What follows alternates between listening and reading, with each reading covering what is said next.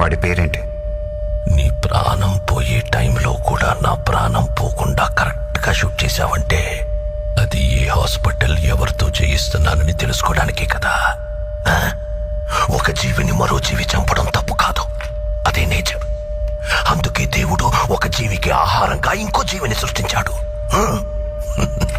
చంపడమే తప్పైతే ఎద్దుకి కొమ్ముల్ని, పావుకి విషాన్ని, తేలికి కొంటని ఎందుకు సృష్టించాడు?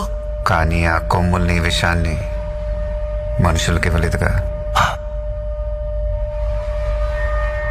మెదడు, మనిషికి మెదడుంది కదా. బలవంతుడే బతకగలడు. బలహీనులందరూ కలిసి వాళ్ళని వాళ్ళు కాపాడుకోవడానికి చేసుకున్నదే చట్టం. జింకని చంపితే శిక్ష, మేకని చంపితే శిక్ష లేదు. ఏ జింకలు తక్కువగా ఉన్నాయి, మేకలు ఎక్కువగా ఉన్నాయి. ఎక్కువగా ఉండడం మేకలు తప్ప? ఈ భూమి మీద మేకల కంటే ఎక్కువగా మనుషులున్నారు. వాళ్ళని చంపితే తప్పేంటే?